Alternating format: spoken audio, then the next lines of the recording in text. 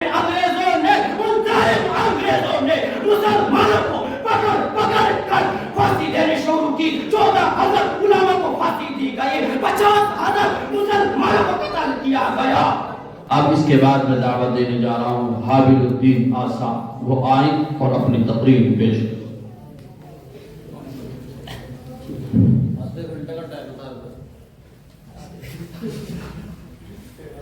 نحمده ونصلي على رسوله الكريم اما بعد.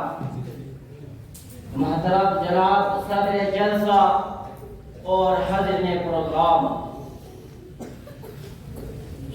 آج میں اپنے نام حلال ملت اپنے مدرسے میں ہندوستان کی آزادی کا ایک عظیم موضوع لے کر حاضر ہوا ہوں.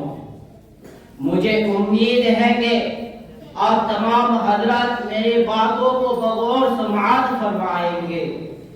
میرے محترم دوستو, ہم کو یہ آزادی کیسے حاصل ہوئی اس کے بارے میں جاننا ضروری ہے. ہم نے آزادی سے پہلے کا زمانہ نہیں دیکھا, مگر آزادی کی تاریخ اپنے بزرگوں اور اساتذہ سے سنتے آ رہے ہیں. ایک طرف اسکولوں اور کالجوں میں آزادی کی تاریخ پڑھائی جاتی ہے, جس میں بتایا جاتا ہے 1947 عیسوی سے پہلے ہندوستان انگریزوں کا غلام تھا. مہاتما گاندھی, جواہر لال نہرو, سردار پٹیل جیسے سرداروں نے اس آزادی میں تحریک چلائی, ستیہ گرہ کیا. ہندو, مسلم, سکھ, عیسائی سب نے اس آزادی میں حصہ لیا, تب جا کر ہمارا بھارت آزاد ہوا. محترم سامعین, اس تاریخ میں کہیں مسلمان لیڈروں اور بزرگوں کا نام نہیں لیا جاتا. بہت ہوتا ہے تو مولانا ابوالکلام آزاد کا نام آ جاتا ہے, جبکہ حقیقت یہ ہے کہ ہندوستان کو سب سے زیادہ جس قوم نے قربانی دی ہے وہ مسلمان قوم ہے. میں آپ کو بتا دوں, ہندوستان کو انگریزوں کے خلاف سب سے پہلے جس سپوت نے تلوار اٹھائی وہ صوبہ بنگال کے نواب سراج الدولہ تھے. انہوں نے 1857 عیسوی میں پلاسی کے میدان میں انگریزوں کے خلاف زبردست مقابلہ کیا, مگر آخری جنگ میں ان کے وزیر اعظم میر جعفر نے غداری کی, جس کے نتیجے میں جعفر شہید ہو گئے اور ان کی فوج ہار گئی. پھر میسور کے سلطان ٹیپو نے انگریزوں سے جنگ کا مقابلہ کیا اور ہر لڑائی میں انگریزوں کو ہرایا. آخری جنگ میں ان کے وزیر اعظم میر صادق نے غداری کی, جس کے نتیجے میں حضرت ٹیپو سلطان بھی 1899 عیسوی میں شہید ہو گئے. پھر علماء حق میں سب سے پہلے شاہ ولی اللہ محدث دہلوی نے جہاد حریت کا بگل بجایا. پھر ان کے شہزادے شاہ عبد العزیز دہلوی نے جہاد کا فتویٰ دیا.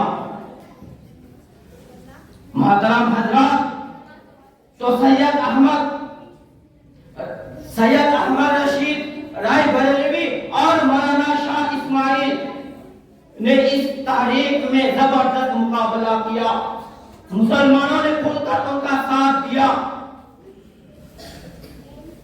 پھر 1857 عیسوی میں حضرات بھی موجودہ پاکستان کے شہر بالاکوٹ میں شہید ہو جاتے ہیں. پھر حضرت مولانا مہاجر مکی, حضرت مولانا محمد قاسم نانوتوی رحمۃ اللہ علیہ, حضرت رشید احمد صاحب گنگوی, حضرت حافظ زمین شہید جیسے قیادتوں میں 1857 عیسوی کے انقلاب ہوا. لیکن اللہ نے ہندوستان کی قسمت میں ابھی بھی آزادی, ابھی بھی غلامی لکھی تھی, اس لیے انقلاب بھی ناکام ہو گیا. میرے بھائیوں اور دوستوں, میں آپ سے یہ کہنا چاہتا ہوں, ان مسلمانوں کا کیا قصور ہے جو آج اس تاریخ میں مسلمانوں کا, ان علماء کا, ان بزرگوں کا نام نہیں لیا جاتا ہے. میرے بھائیوں اور دوستوں, جب تاریخ چلائی جاتی ہے تب کہا جاتا ہے مسلمانوں کا خون اس میں شامل نہیں ہے. یہ تو ہمارے بڑوں نے کیا ہے, ہمارے اکابروں نے کیا ہے, یہ ان کا الفاظ ہمارے درمیان पुस्तकालों में लिखी है। मैं आपको मुस्तैद तारीख के आवाज से ली गई सच्ची कहानी सुना रहा हूँ। एक मुख्तसर तारीख को, एक लंबी तारीख को मुख्तसर तौर पर बयान कर रहा हूँ, ताकि हम अपने असलाफ के कारनामों को जानकर फख्र से कहे हिंदुस्तान की सरजमीन पर हमारा पूरा हक है। तुम कैसा ना दोगे आजादी हम लेकर रहेंगे, आजादी तुम्हारा बाप भी देगा, आजादी हम लेकर रहेंगे, आजादी। इसी बात पर मैं अपनी तकरीर को खत्म करता हुआ अलैना इल्लल बलाग। माशाअल्लाह, ये थे हाबिलुद्दीन साहब, जिनको जमाल ने 50 रुपए से नवाजा है। माशाअल्लाह, अंदाज लग रहा था कि मदनी खानदान के तर्ज अमल पर अमल कर रहे हैं हज़रत। माशाअल्लाह, अंदाज बहुत अच्छा था, आवाज़ भी बहुत उम्दा थी और बहुत ही अच्छे तरीके से माशाअल्लाह अपना प्रोग्राम पेश करने की कोशिश की। मोहम्मद